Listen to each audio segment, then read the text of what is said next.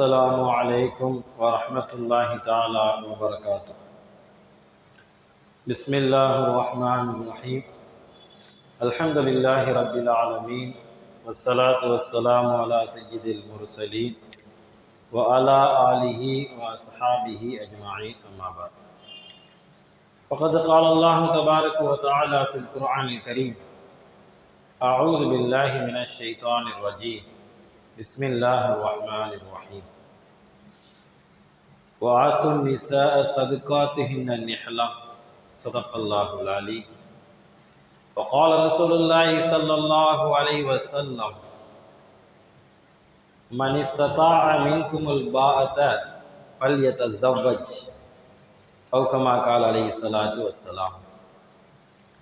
سبحانك لا علم لنا إلا ما علمتنا إنك أنت العليم الحكيم. اللهم انفعني بما علمتني وعلمني ما ينفعني، ربي زدني علما. ربنا رب ارحمهما كما ربياني صغيرا. ربي ادخلني مدخل صدق واخرجني مخرج صدق واجعل لي من لدنك سلطانا نصيرا.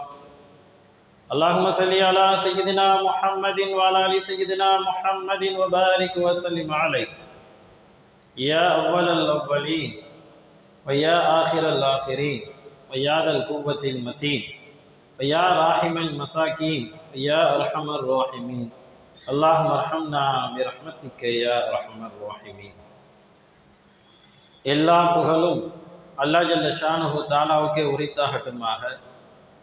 எனது உயிரிலும் மேலான ஹஸரத் ரசூலுல்லாஹி ஸல்லல்லாஹு அலைஹி வஸல்லம் அன்னவர்கள் மீதும் அன்னவரின் அடிச்சுவற்றை சற்றும் அடிபெறலாமல் பின்பற்றிய உத்தம சத்திய சஹாபாக்கள், தாபீன்கள், தபா தாபீன்கள், நாதாக்கள், ஷுஹதாக்கள், நல்லோர்கள், உலக முஸ்லிம்கள், குறிப்பாக நம் அனைவரின் மீதும் அல்லாஹுவின் அன்பும் அருளும் என்றென்றும் நின்று நிலவட்டுமாக.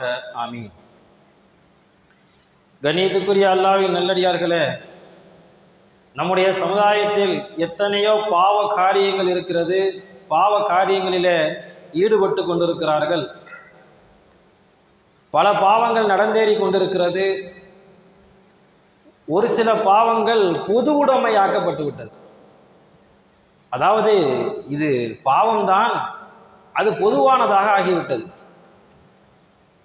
அந்த பாவத்தை எல்லோரும் செய்கிறார்கள், நடைமுறையில் அதை மாற்ற முடியாது என்ற காரணத்தினால் அந்த பாவத்தை யாரும் விடுவதற்கும் சில நேரங்களில் தயாராகவும் இல்லை.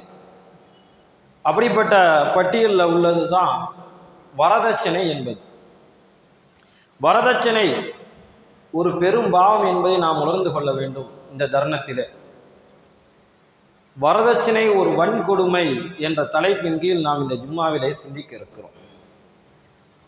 அல்லாஹ் ஜல்ல ஷானஹு தஆலா மனிதனுக்கு, அதாவது மனிதன் செய்யக்கூடிய தவறுகளுக்கு பாவ மன்னிப்பை வழங்கி கொண்டே இருக்கிறான்.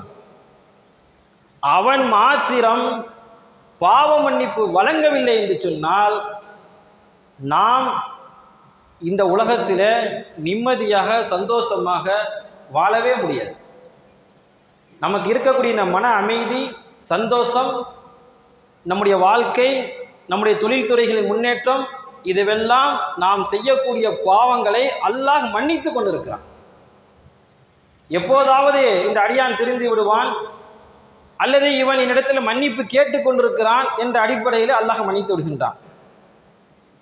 நல்ல விஷயங்களை நாம் செய்து கொண்டே இருக்க வேண்டும். எதுவெல்லாம் சரியத்திலே தடுக்கப்பட்டிருக்கிறதோ அதை அறவே செய்யக்கூடாது.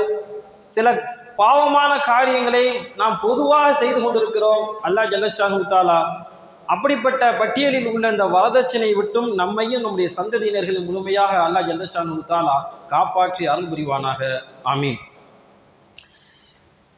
இந்த வரதட்சணை பற்றி கூறுவதற்கு முன்பாக இஸ்லாத்தில் கடமையாக்கப்பட்ட ஒரு விஷயம் மகர். மகரை பற்றி நாம் தெரிந்து கொள்ள வேண்டும். மகர் என்றால் என்ன, மகருடைய சட்டம் என்ன என்பதை நாம் கொஞ்சம் சிந்திக்கலாம். மகர் என்பது ஒரு ஆண் பெண்ணை திருமணம் முடிப்பதற்காக மனக்கொடையாக கொடுக்கக்கூடிய ஒரு தொகை. மனக்கொடையாக கொடுக்கக்கூடிய அந்த தொகையாகவும் இருக்கலாம், பணமாகவும் இருக்கலாம், தோட்டமாக இருக்கலாம்.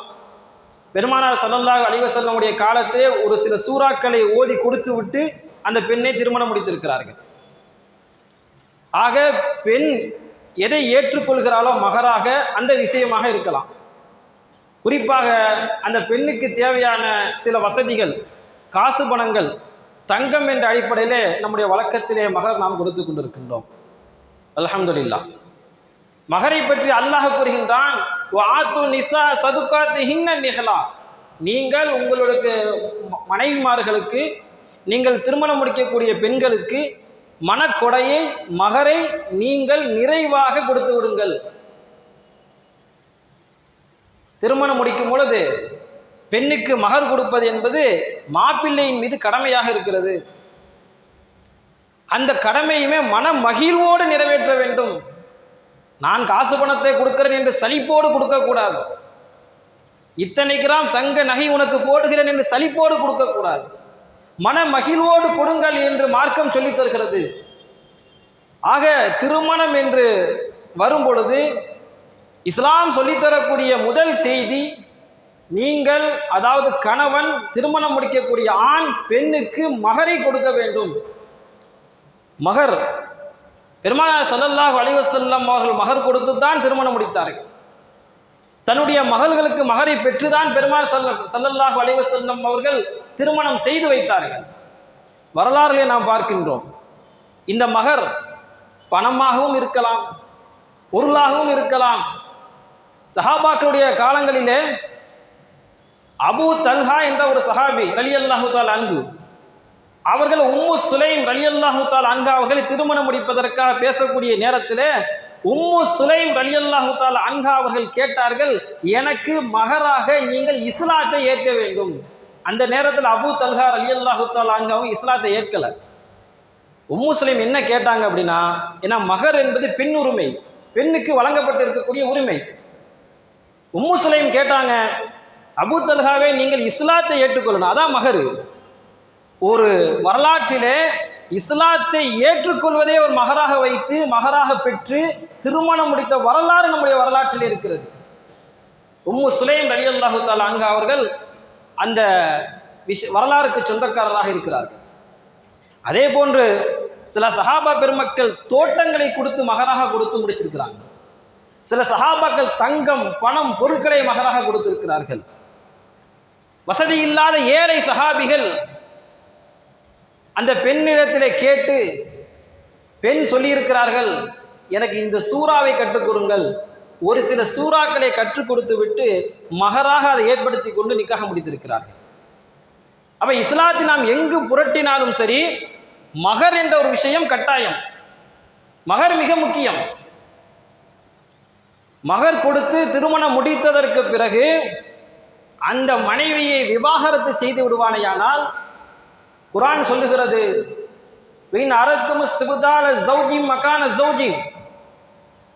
விவாகரத்து செய்து வேறொரு மனைவியை அவர் திருமணம் முடித்ததற்கு பிறகு, இந்த மனைவி விவாகரத்து பெற்றதற்கு பிறகு அந்த கணவன் மனைவிக்கு கொடுத்த மகரை திரும்ப பெற முடியாது.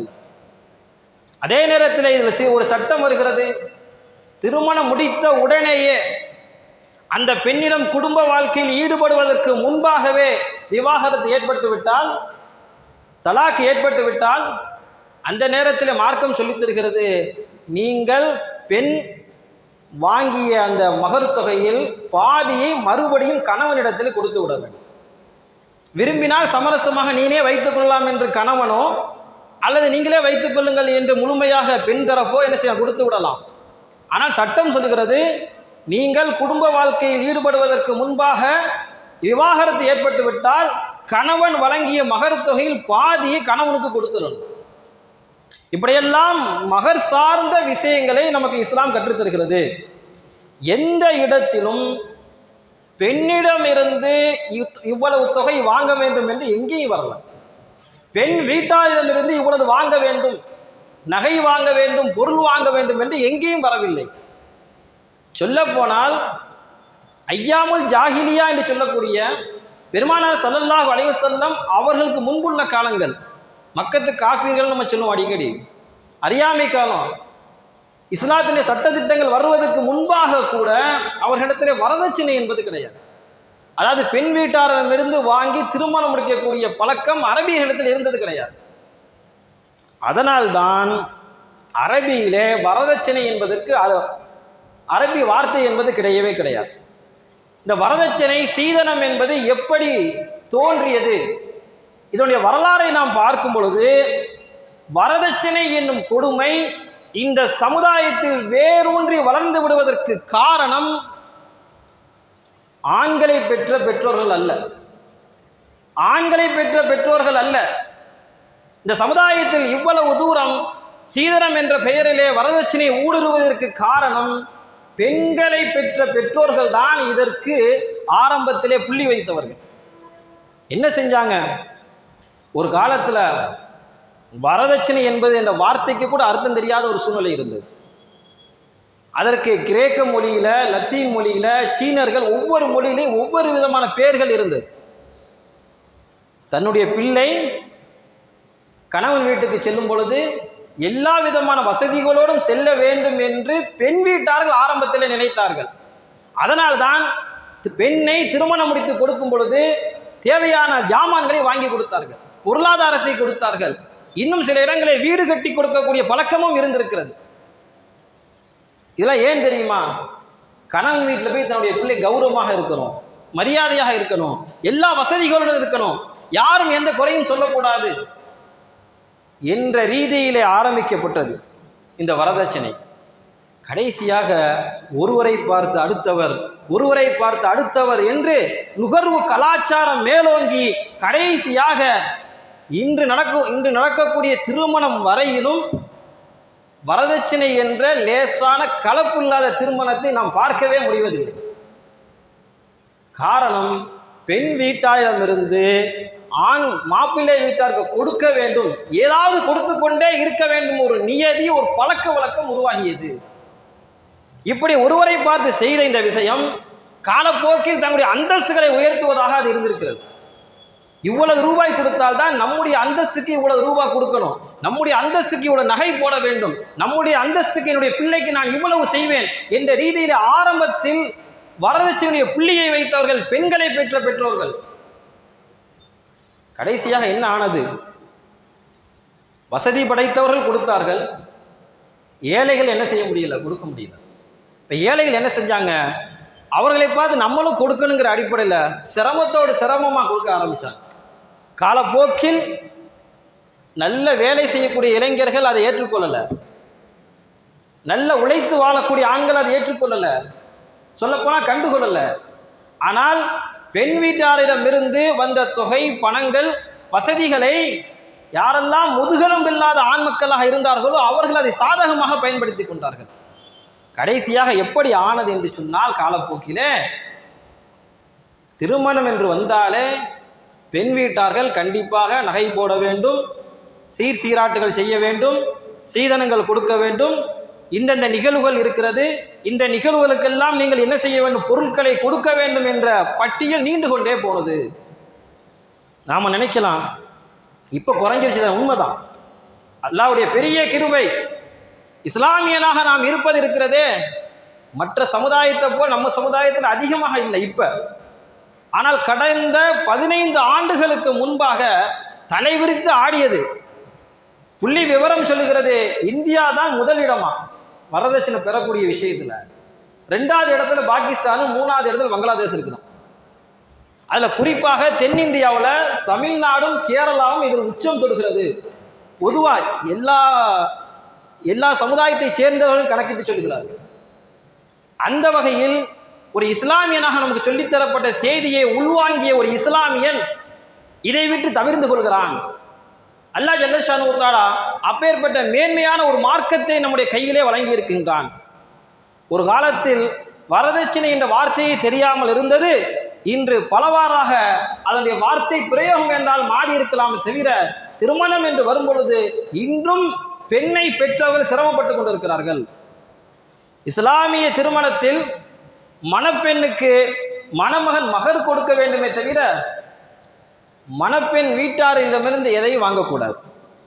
ஒரு காலத்தில் இந்த வரதட்சணை என்பது கொடுமையாக இருந்தது.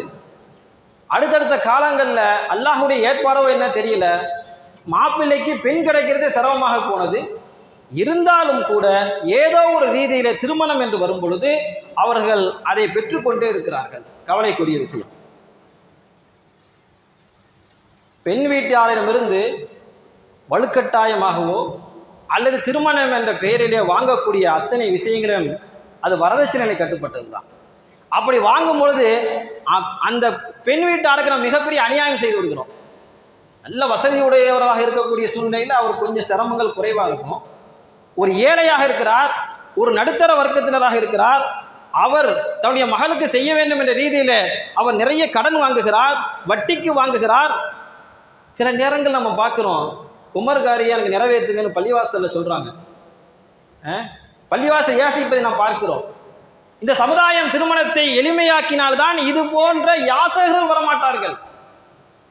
ஏன் திருமணத்திற்கு கொஞ்சமாவது என் பொண்ணுக்கு நகை போடணும், கொஞ்சமாவது என் மாப்பிள்ளை வீட்டுக்காரருக்கு இதெல்லாம் செய்யணும் என்ற ஒரு பொதுவான நியதி காணப்படுகிறது. நாம் சிந்திக்க கடமைப்பட்டு இருக்கிறோம்.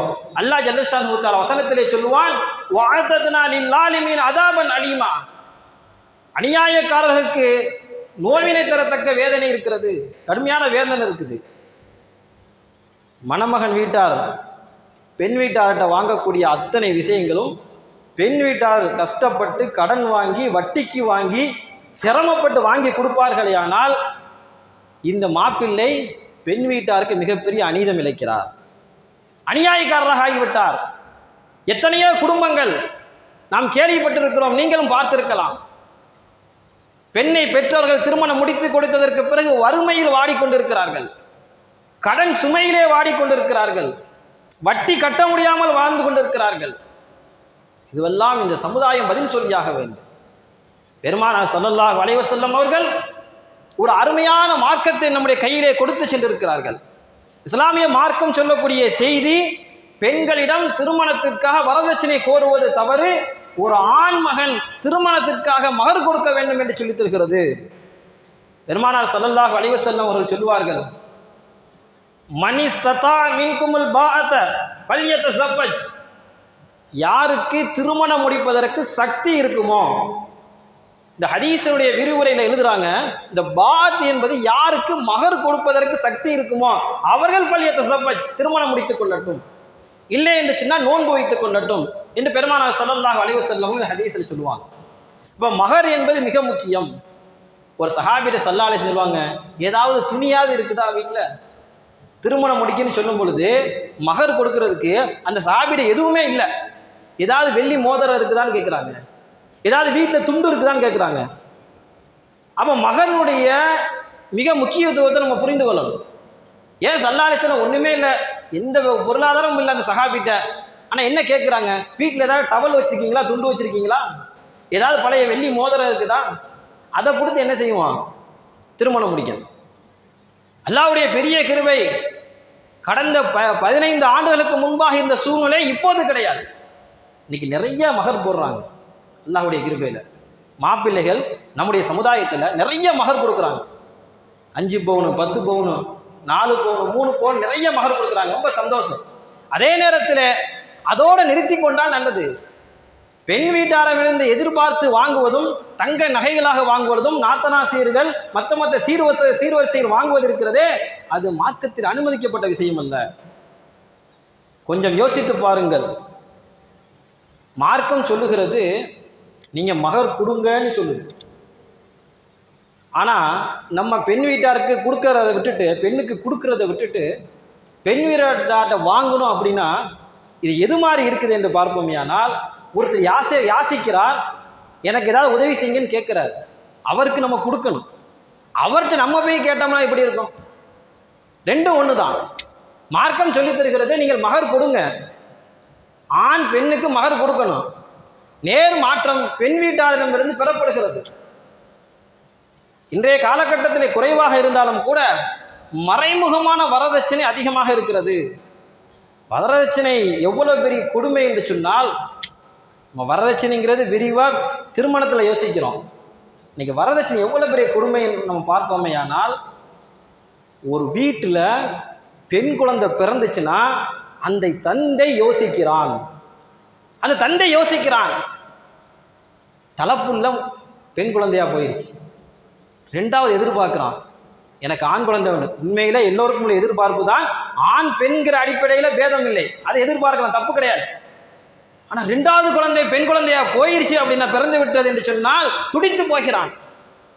இன்னைக்கு நம்ம பார்க்கிறோம், ரெண்டாவது குழந்தை, 2 பெண் குழந்தை எனக்கு இருக்குது. காரணம் என்ன தெரியுமா? நான் எப்படி அதை திருமணம் முடிச்சு கொடுக்கணும், அதற்கு நிறைய நகை சேர்க்கணும். இப்ப காரணம் என்ன? வரதட்சணை என்ற வன்கொடுமை அந்த குழந்தை பிறந்ததிலிருந்து ஆரம்பிக்கிறது. இவ்வளவு தூரம் சமுதாயம் நம்மை அங்கே கொண்டு நிறுத்தி இருக்கிறது. 2 பெண் குழந்தை 3 பெண் குழந்தை இருக்கிறவங்க அந்த குழந்தையை பார்த்து சந்தோஷப்படணும், சந்தோஷப்படுறாங்க.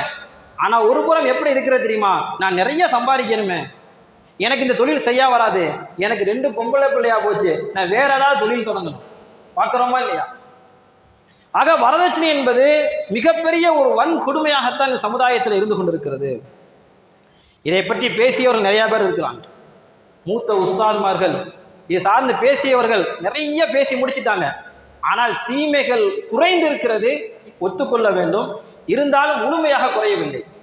காரணம் என்னவென்று சொன்னால், பெண் பிள்ளை பிறந்து விட்டாலே அதை இப்படித்தான் வளர்க்க வேண்டும், இப்படித்தான் திருமணம் செய்து கொடுக்க வேண்டும் என்ற ஒரு பொதுவான இஸ்லாத்தில் சொல்லப்படாத ஒரு பொது நியதி நம்மிடத்தில் இருக்கிறது. இந்த காரணத்தினால்தான் கடந்த 10-12 ஆண்டுகளுக்கு முன்னாடி எடுக்கப்பட்ட அந்த சர்வேலாம் பார்க்கும் பொழுது அதிகமான வரதட்சணை கொடுமை காரணமாக இறப்பு ஏற்பட்டிருக்கிறது.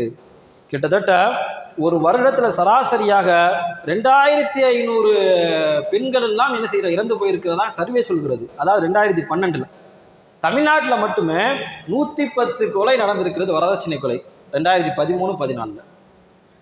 ஆக நீங்கள் எல்லாம் கேள்விப்பட்டிருக்கலாம், சமீபத்தில் தமிழ்நாட்டையே உலுக்கிய செய்தி, இந்த ரிதன்யா என்ற பெண்ணு ஆடியோவை என்ன செய்ய தன்னுடைய பெற்றோர்களுக்கு எப்படி இருக்கு யோசித்து பாருங்க.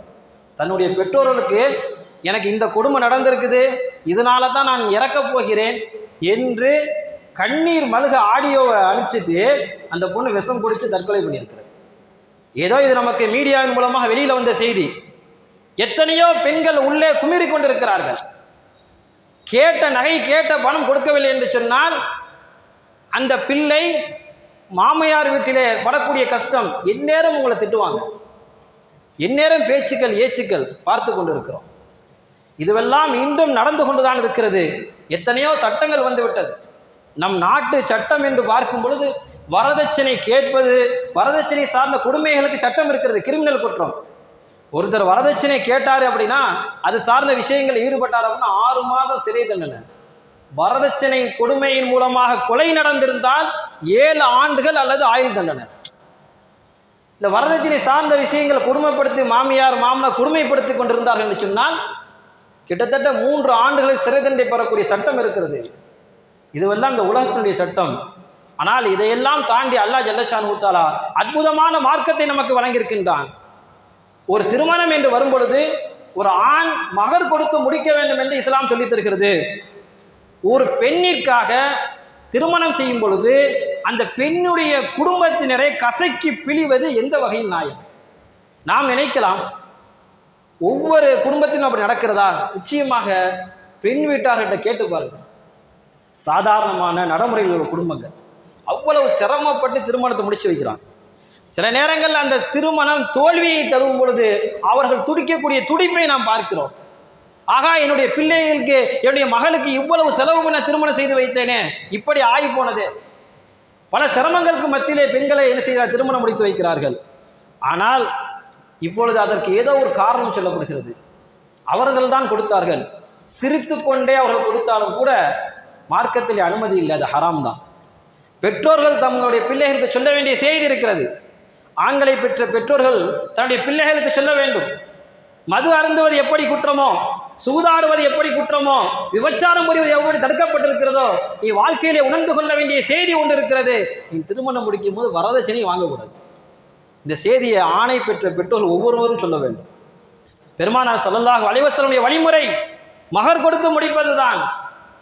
ஸல்லல்லாஹு அலைஹி வஸல்லம் சொன்னார்கள், குழப்பமான காலகட்டத்திலே என்னுடைய ஒரே ஒரு நடைமுறையை வழிமுறையை யார் பின்பற்றுவார்களோ, ஒரே ஒரு வழிமுறை யார் பின்பற்றுவார்களோ அவர்களுக்கு 100 ஷஹீதுடைய அந்தஸ்து, 100 ஷஹீதுடைய அந்தஸ்து கிடைக்கும். உண்மையிலே இப்போ நான் குழப்பமான காலகட்டத்தில் தான் இருக்கணும். இளைஞர்கள் இது விஷயத்தை ரொம்ப கவனம் எடுக்கணும். திருமணம் முடிக்காத இளைஞர்கள், திருமணத்திற்கு தயாராகி இருக்கக்கூடிய இளைஞர்கள் மிகுந்த கவனம் எடுக்கணும். பெருமானார் ஸல்லல்லாஹு அலைஹி வஸல்லம் ஒரே ஒரு சுன்னத், மகர் கொடுத்து தான் திருமணம் முடித்திருக்கிறார்கள். இந்த சுன்னத்தை நான் ஹயாத்தாக்குவேனால் இந்த காலகட்டத்தில் 100 ஷஹீதுடைய அந்தஸ்து நிச்சயம் கிடைக்கும். ஸல்லல்லாஹு அலைஹி வஸல்லம் அவர்கள் அருமையான வழிமுறை நமக்கு கற்றுக் கொடுத்திருக்கிறார்கள். சமுதாய பெரியார்கள் வரதட்சணை எப்போது ஒரு பாவமாக கருதுகிறார்களோ நிச்சயம் குறையும். ஒரு ஊரினுடைய தலைவர்கள், சமுதாய பெரியார்கள், வீட்டில் இருக்கக்கூடிய பெற்றோர்கள், இமாம்கள், இவர்களெல்லாம் எப்பொழுது வரதட்சணையை ஒரு பெரும் பாவமாக எடுத்துச் சொல்கிறார்களோ, எப்பொழுது வரதட்சணை எப்படி ஒரு பெரும் பாவமாக கருதுகிறார்களோ நிச்சயமாக பாவங்கள் குறைவதற்குரிய வாய்ப்பு அதிகம். இது மட்டுமல்ல, எல்லா பாவமும் அப்படிதான். சமுதாயத்தின் மனசாட்சியை உலுக்கி எடுக்கக்கூடிய ஒரு விஷயம்தான் வரதட்சணை. நாம் பேசக்கூடிய வார்த்தைகள் முன்பின்னாக இருக்கலாம். ஒவ்வொரு பெண்ணை பெற்றோர்களும் இருப்பீர்கள். ஒவ்வொருத்தரும் நீங்கள் யோசித்து பாருங்கள். என்னுடைய பிள்ளை இத்தனை வயசாயிருச்சு, 15 வயசாயிருச்சு, இன்னும் 3 வருஷம் 4 வருஷத்தில் அதுக்கு நிக்காஹ் செய்து கொடுக்கணும். சிந்தனை வந்து கொண்டே இருக்கிறது. ஆணை பெற்ற பெற்றோருக்கு அவ்வளவாக வருவது கிடையாது. பெண்ணை பெற்றோர் வந்து கொண்டே, காரணம் என்ன? பொருளாதாரத்தை தேட வேண்டும். எதற்கு பொருளாதாரம்? மணமகன் வீட்டுக்கு கொடுக்க வேண்டும். இங்கே விளங்க வேண்டிய செய்தி, ஏதோ காசு பணம் வாங்குறது, கேட்டு வாங்குறது மட்டும் இல்லை. இப்பெல்லாம் காசு பணத்தில் இல்லை, எல்லாம் மஞ்சள்ல தங்கமாக போய்விட்டது. இத்தனை பவுன் போடுங்க, அத்தனை பவுன் போடுங்க, அவ்வளவுதான். சில பேர் சொல்லுவாங்க, இன்னொரு விஷயம் இருக்கு, இப்போ உள்ள காலகட்டத்தில் மறைமுகமான வரதட்சணை கேட்டால் சொல்லுவாங்க, நாங்கள் எந்த வரதட்சணையும் கேட்கல, நாங்கள் மகர் கொடுத்து என்ன செய்கிறோம், பெண்ணை முடிச்சுட்டு வர போகிறோம். இப்படி சொல்லி நடந்தவர்கள் இருக்கிறார்கள். அல்ஹம்துலில்லாஹ், அப்படியே அவர் செயல்பட்டும் இருக்கிறார்கள். சில பேர்கள் என்ன தெரியுமா, பேசும்போதே சொல்லுவாங்க, மற்ற விஷயங்கள்லாம் பேசிக்கிட்டீங்களா அப்படின்னு கேட்டுட்டு சொல்லுவாங்க, நீங்கள் போடுறத போடுங்க அப்படிம்பாங்க. உங்கள் பொண்ணுக்கு நீங்கள் உங்கள் பொண்ணு போடுறத போடுங்கன்னு என்ன அர்த்தம்? நம்ம போக வேண்டியது வரதட்சணைன்னு தப்பிக்கணும் அப்படின்னா, பெண் பார்க்க வேண்டியது, பெண்ணு நமக்கு பிடிச்சிருக்கு, பெண் வீட்டார் பிடிச்சிருக்காங்க அப்படின்னா, அடுத்து பேசணும்னு சொல்லும் போது எதைத்தான் பேசணும் அப்படின்னா, நான் உங்களுக்கு இவ்வளோ மகர் கொடுக்குறேன், உங்களுக்கு சம்மதமா அப்படின்னு மணமகன் கேட்கணும், மணமகன் வீட்டார் கேட்கணும் பெண்ணிட்ட. வேற மற்ற நடைமுறை விஷயங்கள் பேசிக்கொள்ளலாம். எப்படி சாப்பாடு செஞ்சுக்கிடலாம், எப்படி பண்டாரியை கூப்பிடலாம், எப்படி எந்த மகாலை பிடிக்கலாம் நம்ம கேட்கலாமே தவிர, நீங்க பொண்ணுக்கு எவ்வளவு போடுவீங்க அல்லது நீங்க போடுறத போடுங்க, இது மறைமுக வரதட்சணை. சில பேர் இப்படி சொல்றாங்க, அதாவது ஒரு வீட்டில் 2 ஆண் இருப்பாங்க. மூத்த மகனுக்கு கல்யாணம் முடிஞ்சிருக்கும். மூத்த மகனுக்கு திருமணம் முடிக்கும் போது ஒரு 35 பவுன் போட்டிருப்பாங்க, கேட்டு வாங்கியிருப்பார். 2வது மகனுக்கு திருமணம் முடிக்க போகும்போது அவர் சொல்லக்கூடிய வார்த்தை இப்படி இருக்குது, எங்க வீட்டில் மூத்த மருமக 35 பவுன் போட்டு வந்தாங்க, அவ்வளோதான் முடிஞ்சு. அப்படின்னா என்ன அர்த்தம்? அதே மாதிரி நீங்களும் போட்டு அனுப்பணும்னு அர்த்தம். இதுவும் வரதட்சணையில் கட்டுப்பட்டது தான். இதை விட இன்னொன்று இருக்குது. என்ன அப்படின்னா, இந்த லிஸ்ட்டுக்கே போகிறதில்ல. நாங்கள் என்னுடைய பிள்ளைக்கு என்ன செய்யல, வரதட்சணைலாம் வாங்குறது இல்லை, நல்ல பொண்ணாக இருந்தால் போதும், ஒழுக்கமான பொண்ணாக இருந்தால் போதும் அப்படின்னு சொல்லிக்கிட்டு இருக்கிறதுல ஊர்லேயே நல்ல பணக்கார வீட்டில் போய் பொண்ணு வைக்கிறது, பணக்கார வீட்டில் போய் பொண்ணு வைக்கிறது, ஒத்த பொண்ணாக இருக்கிற இடத்துல போய் பொண்ணு வைக்கிறது. அப்போ தான் என்ன செய்வாங்க, இருக்கிற காசு பணத்தை எல்லாத்தையும் போடுவாங்க, நம்ம கேட்க தேவையில்லை. இப்போ இதுவெல்லாம் மறைமுகமான வரதட்சணை. அப்துர் ரஹ்மான் இப்னு அவுஃப் ரலியல்லாஹு தஆலா அன்ஹு அவர்கள் கேள்விப்பட்டிருக்கலாம், வரலாற்றிலே மிகவும் எளிமையாக திருமணத்தை முடித்த சஹாபி. பெருமானார் ஸல்லல்லாஹு அலைஹி வஸல்லம் அவர்களுக்கு கூட அவர்கள் செய்த திருமணம் தெரியவில்லை. விடிந்ததுக்கு அப்புறம் கேட்டார்கள், அப்துர் ரஹ்மான் இப்னு அவுஃப் அவர்களே, உங்களுடைய ஆடையில என்ன கரை இருக்கிறது, அத்தர் கரை இருக்கிறது, என்ன விஷயம் கேட்டாங்க. யார சொல்லலாம், நேற்று இரவு எனக்கு திருமணம் முடிஞ்சிருச்சுன்னு சொன்னாங்க. அப்பேற்பட்ட சஹாபி, நீங்கள் விளங்க வேண்டும், அப்துர் ரஹ்மான் இப்னு அவுஃப் ரலியல்லாஹு தஆலா அன்ஹு அவர்கள் திருமணத்துக்கு முன்பாக அவர்கள் பணக்காரராக இல்லை, திருமணத்தின் போது அவர்கள் ஏழையாகத்தான் இருந்தார்கள். திருமணத்தை எளிமையாக முடித்தார்கள். அல்லாஹ்வும் அல்லாஹ்வுடைய தூதர் ஸல்லல்லாஹு அலைஹி வஸல்லம் எதை சொன்னார்கள் அந்த வழிமுறையை பின்பற்றி திருமணத்தை முடித்தார்கள். அப்படி முடித்த திருமணத்தின் பரக்கத் உலமாக்கள் முஹத்திஸீன்கள் சொல்லுவார்கள், அவர்கள் இறந்ததற்கு பிறகுமே அவருடைய சொத்து பணத்தை கொடுத்து கொண்டே இருந்தாங்களாம். அவ்வளவு பெரிய பணக்கார சஹாபியானாங்க அப்துர் ரஹ்மான் அவுஃப் ரலியல்லாஹு தஆலா அவர்கள். ஆக திருமணத்தை எளிமையா முடிக்கணும். இளைஞர்கள் என்ன செய்யணும், வீட்டில் எல்லா விஷயத்துக்கும் இளைஞர்கள் போராடுகிறார்கள். இந்த விஷயத்தை இளைஞர்கள் ரொம்ப கவனம் எடுக்கணும். வீட்டில் பெண் பார்க்க ஆரம்பிச்சிட்டாங்க அப்படின்னா, நீங்கள் பெற்றோரிடத்தில் சொல்ல வேண்டிய செய்தி ஒன்று இருக்கிறது. நீங்கள் பெண்ணை பாருங்க, பெண்ணை பிடிச்சிருக்கான்னு பாருங்க. ஆனால் என்ன செய்யக்கூடாது, இவ்வளவு போடுங்க அவ்வளவு போடுங்க, நாத்தனார் சீர் கொடுங்க, அதை கொடுங்க இதை கொடுங்க, எல்லாம் அந்த லிஸ்ட்டில் கட்டுப்பட்டது தான். இந்த பெண்ணை திருமணம் செய்வதற்காக என்னென்ன செலவு பண்ணுகிறார்களோ, அதாவது மாப்பிள்ளை கேட்டு மாப்பிள்ளை சார்ந்த விஷயங்கள். பொதுவான ஒரு நடைமுறை இருக்கு, சாப்பாடு போடுறது மற்ற விஷயங்கள், அதுவல்ல. சரி, நான் என்னுடைய பிள்ளைகளுக்கு நான் அன்பளிப்பாக வழங்குகிறேன், இது ஒரு கேள்வி இருக்குது. என் பிள்ளை நான் அன்பளிப்பு தப்பு கிடையாது, இஹ்லாஸான முறையில் நான் எனக்கு ஒரே பொண்ணு தான் இருக்குது, நான் என் பிள்ளைக்கு அவங்க மாப்பிள்ளை வீட்டுக்காரவங்களாம் கேட்கல, நான் என்னுடைய பிள்ளைக்கு நான் அன்பளிப்பாக கொடுக்குறேன், அல்ஹம்துலில்லாஹ் கொடுக்கலாம். அது ஒரே ஒரு பிள்ளை இருந்தால் கொடுக்கலாம், பிரச்சனை வராது. குடும்பத்தில் 2 பிள்ளை இருந்துச்சுன்னா, ஒரு ஆம்பளை பிள்ளை ஒரு பொம்பளை பிள்ளை இருக்குது, ஒரு ஆணும் பொண்ணு இருக்குது ஒரு குடும்பத்தில், பெண்ணுக்கு திருமணம் முடிக்கிறாங்க, அவர் என்ன செய்யறாரு, நிறைய நகை போட்டு கொடுக்குறாரு அப்படின்னா, அன்பளிப்பா நான் கொடுக்குறேன், மாப்பிள்ளை வீட்டுக்காரன் என்கிட்ட கேட்கல, ஆனால் நான் அன்பளிப்பா கொடுக்குறேன்னு கொடுத்தா மார்க்கம் சொல்லி தருகிறது, நீங்கள் அந்த பெண்ணுக்கு எவ்வளவு அன்பளிப்பு கொடுத்தீர்களோ அதே போன்று இன்னொரு ஆண் உங்களுக்கு இருக்குது, ஆண் குழந்தை, அதுக்கு அதே மாதிரி கொடுக்கணும். அப்படி கொடுக்கல அப்படின்னா இந்த அன்பளிப்புல கட்டுப்படாது. நொமான் இப்னு பஷீர் ரலியல்லாஹு தஆலா அன்ஹு அவர்கள் இந்த ஹதீஸை சொல்றாங்க. அவருடைய தந்தை பஷீர், நொமான் சொல்றாங்க, என்னுடைய தந்தை பஷீர் இருக்காங்களே, என்னைய நபி ஸல்லல்லாஹு அலைஹி வஸல்லம் கூட கூட்டிட்டு போனாங்க. கூட்டிட்டு போய் நபி ஸல்லல்லாஹு அலைஹி வஸல்லம் சொன்னாங்க, என்னுடைய தந்தை பஷீர், என்னுடைய மகன் நொமானுக்கு நான் ஒரு அன்பளிப்பு கொடுக்கிறேன், ஒரு அடிமையை அன்பளிப்பு கொடுக்கிறேன் என்று சொல்றாங்க. அப்ப ஸல்லல்லாஹு அலைஹி வஸல்லம் அவன் நல்லது அன்பளிப்பு கொடுத்துட்டீங்களா அப்படின்னு விடல. ஸல்லல்லாஹு அலைஹி வஸல்லம் கேள்வி கேட்குறாங்க, இவருக்கு உங்க மகனுக்கு அன்பளிப்பு கொடுக்குறீங்க, இதே மாதிரி மற்ற பிள்ளைங்களுக்கு நீங்க அன்பளிப்பு கொடுத்தீங்களான்னு கேட்குறாங்க. அப்போ பஷீர் அவங்க சொல்றாங்க ரலியல்லாஹு தஆலா அன்ஹு, இல்லை யா ரசூலல்லாஹ், நான் இந்த பிள்ளைக்கு தான் பிரியமான பிள்ளை, எனக்கு ஒவ்வொரு வீட்லையும் 4 பிள்ளை அந்த ஒரு பிள்ளை பிரியமாக தான் இருக்கும், அது அல்லாஹ்வுடைய நீதி, அல்லாஹ்வுடைய நாட்டம், அந்த முஹப்பத் அல்லாஹ் தான் ஏற்படுத்துறான். அப்போ சொல்லும் பொழுது, இல்லை நான் இவருக்கு மட்டும்தான் அந்த அன்பளிப்பை கொடுக்குறேன். ஸல்லல்லாஹு அலைஹி வஸல்லம் சொன்னார்கள், அந்த அன்பளிப்பை நீங்கள் திருப்பி வாங்கி கொள்ளுங்கள். வார்த்தையை நம்ம கவனிக்கணும். அந்த அன்பளிப்பை நீங்க கொடுக்காதீங்க, திருப்பி வாங்கி கொள்ளுங்க. 2 பிள்ளைகள் இருந்தால் 2 பேருக்கு சரிசமமா அன்பளிப்பு கொடுக்கணும், 4 பிள்ளைகள் இருந்தால் 4 பிள்ளைக்கு சரிசமமா அன்பளிப்பை நீங்க கொடுக்கணும். அப்படி கொடுக்கணும், திருப்பி வாங்கிக்கிறீங்க. நபி ஸல்லல்லாஹு அலைஹி வஸல்லம் வாயிலிருந்து வந்த வார்த்தை. ஆனா அன்பளிப்பை பத்தி ஸல்லல்லாஹு அலைஹி வஸல்லம் என்ன சொல்லியிருக்காங்க தெரியுமா? பொதுவாகவே ஒருத்தவங்களுக்கு அன்பளிப்பு நம்ம கொடுத்துட்டோம் அப்படின்னா திருப்பி வாங்கவே கூடாது. அன்பளிப்புன்னு சொல்லி ஒரு பொருளை நம்ம கொடுத்துட்டோம் அப்படின்னா திருப்பி வாங்கவே கூடாது. ஸல்லல்லாஹு அலைஹி வஸல்லம் சொன்னாங்க, அது வாந்தி எடுக்கிறத போல, அதை விட மோசம்னு சொன்னாங்க. அப்படி இருக்கும் பொழுது பெருமானார் ஸல்லல்லாஹு அலைஹி வஸல்லம் இந்த கேள்வியை கேட்டுட்டு, மற்ற 2 பிள்ளைகளுக்கும் மற்ற பிள்ளைகளுக்கு நீங்க அதே அளவு அன்பளிப்பு வழங்கல அப்படின்னா இந்த பிள்ளைக்கு இங்க கொடுக்கக்கூடாது. நாம் கொஞ்சம் யோசிக்கிறோம், நம்முடைய பெண் பிள்ளைகளுக்கு தாராளமாக கொடுக்கலாம், அதே அளவு ஆண் பிள்ளைக்கு நம்ம கொடுக்குறோமான்னு பார்க்கணும். ஆக நான் சொல்லக்கூடிய செய்தி, விஷயம் நிறையா இருக்கிறது.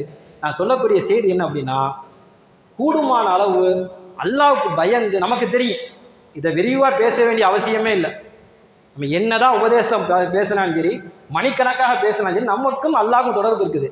இன்றைய காலகட்டத்தில் 2025 யாருமே இப்படி சொல்லிட முடியாது, எனக்கு மார்க்கம் தெரியல, ஹலால் ஹராம் எனக்கு தெரியல, இந்த தவற நான் தெரியாம செஞ்சிட்டேன் அப்படின்னு யாருமே சொல்ல முடியாது. எல்லாருக்குமே தெரியும், வட்டி வாங்குறது ஹராமு, உபச்சாரம் புரியுறது ஹராமு, மது அருந்துறது ஹராமு, எல்லாம் தெரியும். நாளைக்கு அல்லாஹ் மறுமையில தண்டனை வழங்குவான் என்று தெரியும். எல்லாம் தெரிஞ்சுதான் செய்து கொண்டிருக்கிறார்கள். அல்லாஹ் பாதுகாக்க. தெரியாம செஞ்சுட்டேன். இப்போ வரதட்சணை இருக்கட்டும், நம்ம வீட்டில் சொல்லணும். இந்த விஷயத்தை களை எடுத்தா தான் நம்முடைய சமுதாயத்தில் திருமணங்கிறது எளிமையாக அமையும். சொல்லப்போனால் நிறைய குடும்பத்தில் பிரச்சனை குறையும். நீங்கள் நிறைய பிரச்சனை இருக்குது, ஆழமாக கொண்டு போக வேண்டிய இந்த செய்தி அல்லாஹ் ஜல்லஷானு தஆலா அழகான மார்க்கத்தை நமக்கு வழங்கியிருக்கின்றான். கூடுமான அளவு இப்பேற்பட்ட பெரும் நோயிலிருந்து நாம் தப்பித்துக் கொள்ள வேண்டும். இறுதியாக ஒரே ஒரு செய்தி, இந்த மாதிரி வரதட்சணை பற்றி பேசினா பொதுவாக ஒரு கேள்வி கேட்பாங்க எல்லாருமே. என்ன கேள்வி அப்படின்னா, சரி நாங்கள் இதுக்கு முன்னாடி வாங்கிட்டோமே தெரியாமல் என்ன செய்கிறது, அதுக்கு பரிகாரம் என்ன? தெரியாமல் வாங்கிட்டோம், ஒரு 10 வருஷத்துக்கு முன்னாடி திருமணம் முடித்தவங்க, ஒரு 20 வருஷத்துக்கு முன்னாடி திருமணம் முடித்தவங்க, கிட்டத்தட்ட 2000 ரொம்ப அதிகமாக இருந்துச்சு, 2000, 2001, 2003 இந்த காலகட்டங்களில். இப்போ நாங்கள் அப்போல்லாம் வாங்கி முடிச்சிட்டோமே என்ன செய்கிறது, அதுக்கு பரிகாரம் என்ன என்று கேட்பார்கள். அதுக்கு பரிகாரம் என்னன்னா, அந்த எவ்வளோ காசு பணம் வாங்கணுமோ அதை அவங்கள்ட்ட ஒப்படைச்சிட தான் பரிகாரம். அதுதான் பரிகாரம், அதை தான் நம்ம செய்யணும். அல்லாஹ் ஜல்லஷானு தஆலா இது போன்ற வரதட்சணை போன்ற பாவமான காரியங்களில் ஈடுபடுவதை விட்டும் நம்முடைய சமுதாயத்தை பாதுகாத்து அருள் புரிவானாக. ஆமீன். வாஹிர தஅவானா அல்ஹம்துலில்லாஹி ரப்பில் ஆலமீன். அஸ்ஸலாமு அலைக்கும் வரஹ்மத்துல்லாஹி தஆலா வபரகாத்துஹு.